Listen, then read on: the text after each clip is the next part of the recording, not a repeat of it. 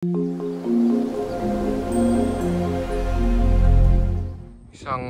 maulan na araw po sa inyo. Samahan nyo ako na pasyalan ang taniman namin ng melon at pakwan.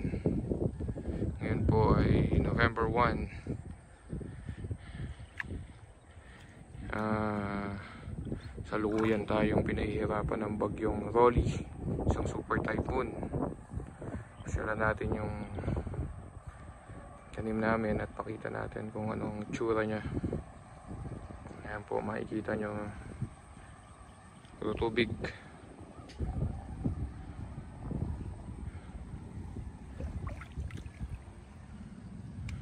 Ginawa ngayon, maambun-ambun pa. Ayan.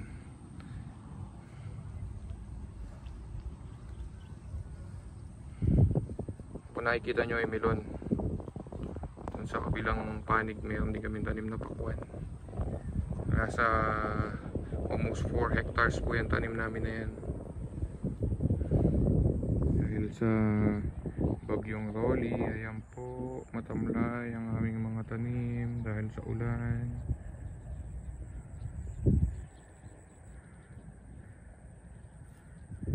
Nabubugbog sa tubig at sa hangin. Ayan, may mga tubig ang mga kanal.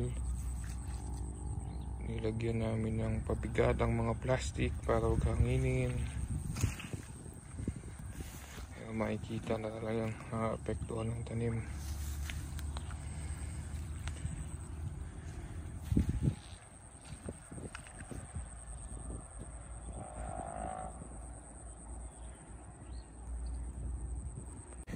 Dahil sa bagyo, naganda kami. Gumawa kami ng mga patubig na malalalim, mga kanal para takbuhan ng tubig. Ayan, makikita nyo po yung malaki mga kanal. Ginawa lang po yan ng mga kasama namin.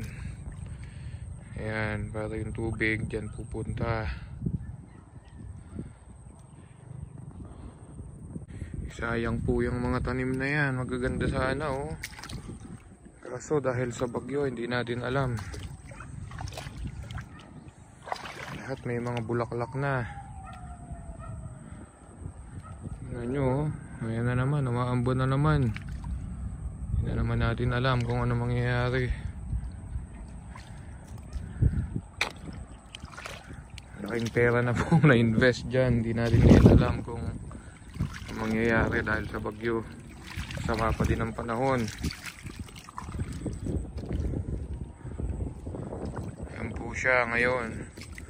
Bali, isang araw na siyang umuulan. Tapos siya bahagya lang tumigil. Hindi natin alam ngayon kung tigil na talaga, pero makulimlim pa din po. Kung sakasakali man sana o kung ulan man, wag na sana humangin ng malakas kasi mamamatay ang mga pananim na yan. Ayan po, 1 month na lang yan, mamumunga na sana yung mga tanim namin melon na yan. Sayang ang pagod. Yung puhunan. Kawawang magsasaka.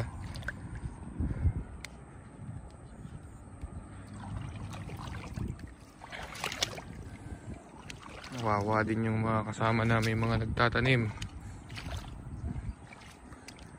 Abot ng gabi sa paghahanda. Tapos ganyan. Kung makikita nyo po, nilalagyan nila ng clip para protection sa hangin. Ayan o.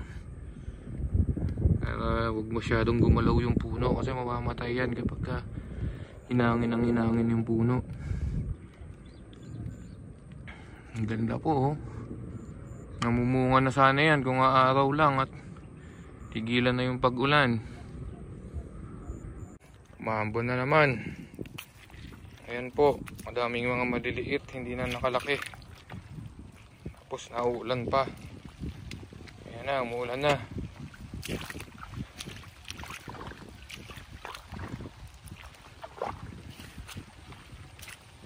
Ganyan po ang buhay magsasaka. Sumusugal ka kung masisira ng kalamidad. Hindi mo makokontrol yung kalamidad. Hindi mo din naman nakakalain na November na, umuulan pa. Kaya talagang sugal. Kahit anong sipag mo, kahit na anong galing mo, kapag tinamaan ka ng kalamidad, walang mangyayari. Bali ito pong tinaniman namin na to, almost 4 hectares po ito. Malaki-laking pera na din ang na-invest.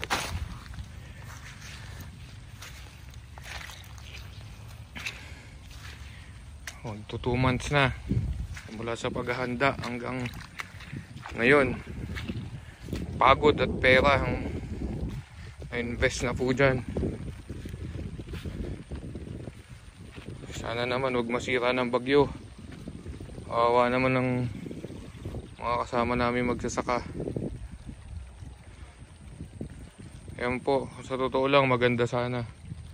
Ganda sana yung melon namin, kaso di namin alam kung anong mangyayari pagkatapos ng bagyo na to.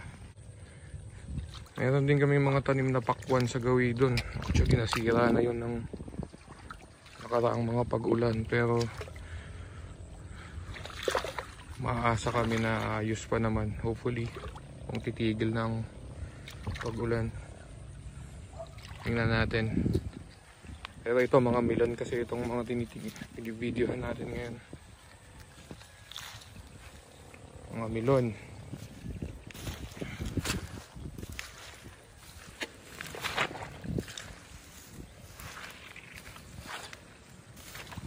So far medyo okay pa. Kailangan lang umaraw bukas. Sana umaraw na bukas. Tumigil na ulan. Lumalakas na naman ang hangin. Hindi natin ngayon alam kung nangyayari sa mga tanim natin. Hirap na hirap silang gumanda.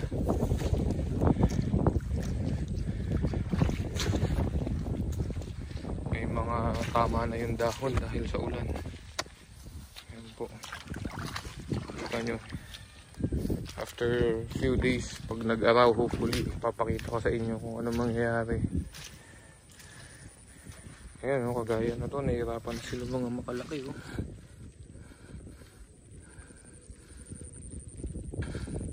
May tama na yung dahon.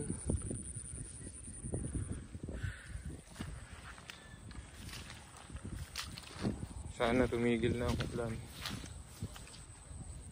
Itong mga nilagay namin sa plastic na to, itong pabigat yan para wag tangayin ng hangin yung plastic. Do may mga clips yan pero hinahangin pa din kasi. Umampo yung lakas ng tubig na galing sa ulan.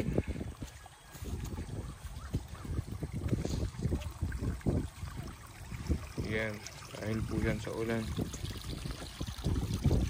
Buti magagaling yung mga kasama namin, gumawa sila ng daan ng tubig.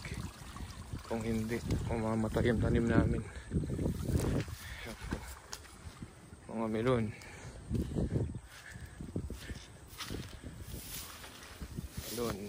Melon. Nakakalungkot lang kapag ayun naman, ganda niya. Laki na niya. Kahit naman sana mamatay, may mga bunga na yan.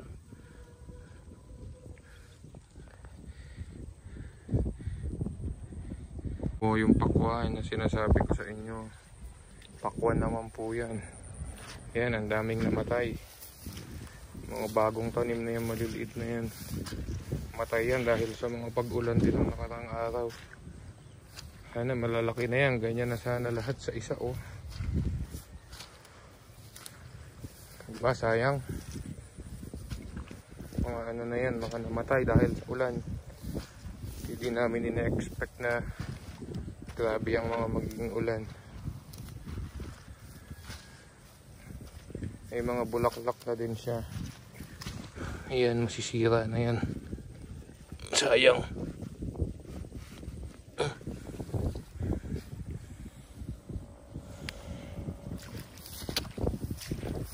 Ayan po.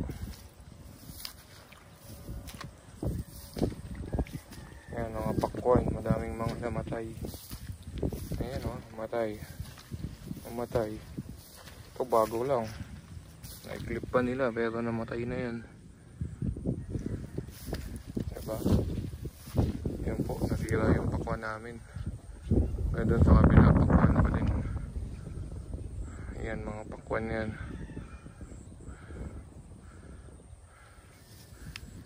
Mayroon pa din naman mga natira. Pero nakakahinayang lang din yung mga nasira. Ayan. Mas mahina sa ulan ang pakwan. Nagmaliliit pang ganito. Ang madaming namatay. Ayan po, mga pakwan. Ang dami nang namatay, no? Sayang. Ayan, tingnan nyo, ginugulo ng hangin yung ano niya.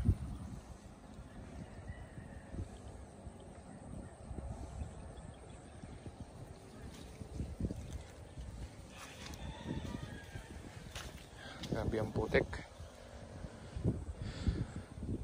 Ayan po, mga pakwan. Sana huwag kang humangin ng malakas. Gaya nung nasa Bicol ngayon. Pang lakas ng hangin. Kasi pag humangin yan, mamamatay lahat yan. Yan nga lang hangin na yan ngayon. Hindi na maganda sa halaman yan. Kasi nagagalaw yung mga puno. Kung titignan nyo, ayan, gumagalaw yung mga puno nila.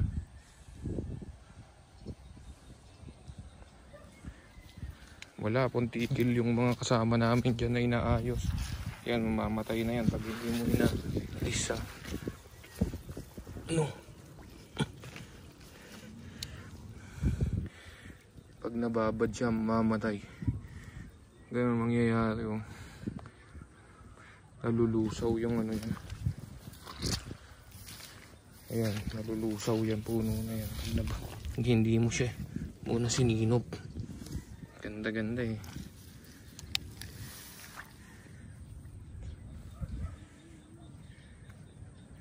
Ganyan mangyayari.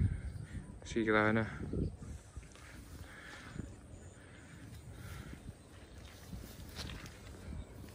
Ang laki po ng gastos dyan. Sa plastic pa lang, 100,000 na.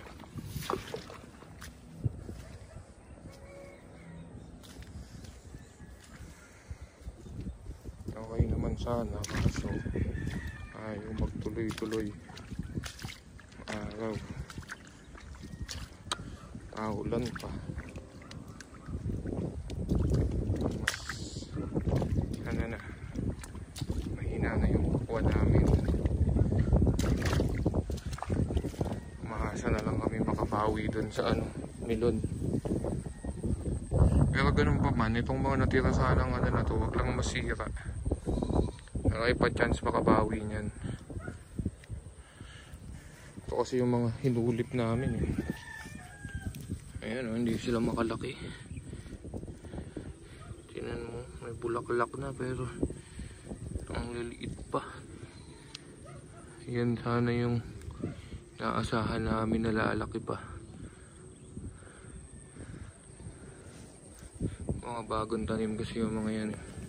Ayan po, ganyan nangyari sa tanim namin pakwan.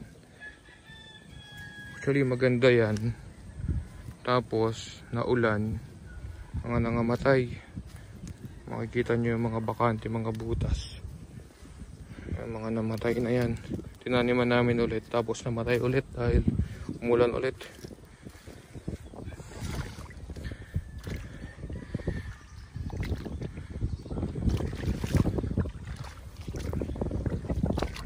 Pero ang mas pinakatakutan namin yan, yung bagyong rolling nga na to, pinaghandaan namin ng todo. Nakaklip lahat ng mga tanim namin. Ayan, makita nyo may mga clip.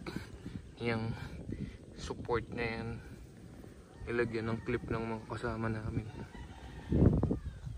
Kasi yan, nakita nyo gumagalaw yung mga ano, pag walang clip yan, mamamatay yan. Ayan, tingnan mo, inahangin na yung isa na yan. Kasi ayan, walang tanim. Yan problema pag nagtatanim ka ng ano, mahina sa hangin, saka sa ulan. Okay lang namang humangin sana, saka umulan, wag lang sa sobra-sobra. Hindi na matuyo yung taniman namin dahil sa ulan. Ayan, ganyan po nangyari. Tignan nyo, puro hukay na yung patubig, nakakapalalim. Kailangan kasi malalim yung daan ng tubig para mabilis bumaba. Ayan po, luwang yan na doon sa tabi ng mga bahayan na yan, pakwan yan. Konti na lang natira. Ayan, mapatay, bagong patay na naman. Ganyan ang nangyari. Ayan, nagkamatayan siya, bira lang na buhay. Pag-asa na lang talaga namin yung melon. Actually, mas mahal yung melon. So, sobrang laki pa sana ng pag-asa namin kung mag-aaraw na, titigil na ang ulan at gaganda yung tanim naming melon. Na naman pakwan, mga natirang mga yan, yung mahaba na yan. Basta na mo ngayon, kaya niya papawiin yung pupunan. Kahit yan na lang mga mahaba, kahit hindi na magtuloy yung mga maliliit na yan. Huwag lang sana masira yung mga yan. Makakabawi pa. Kaya lang, kawawa na naman yung mga tao. Dahil syempre, pag walang kita, wala din silang kita.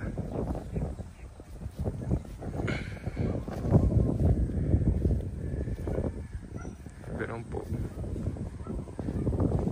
Yan, may mga bulaklak na siya. Sana talaga wag nang dumaan yung bagyo pa sa amin. Tumigil na to. May mga araw na tumatapos na. Para makarecover. So every time na umuulan po yan, ini-spray ng insecticide kasi lumalabas yung mga uod. So additional expense pa yun. Tapos pagod pa yung mga tao. Ayan, ito, melon po ulit. Melon yun. Ayan po ang taniman ng pakwan at melon. Yung mga plastic na nakikita nyo, tawag dyan plastic mulch. Para wag damuhin.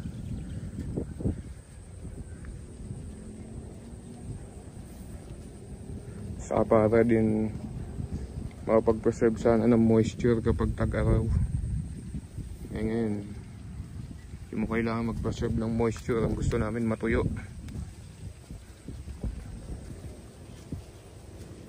So basically, ayan po lahat ng tanim namin. Hanggang doon sa dulo, nakikita nyo may mga puti-puti na yan. Almost 4 hectares siya.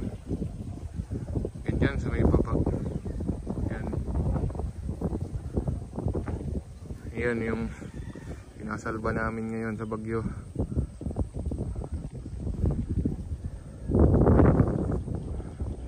Kami na pong pagod at pera na in-invest dyan.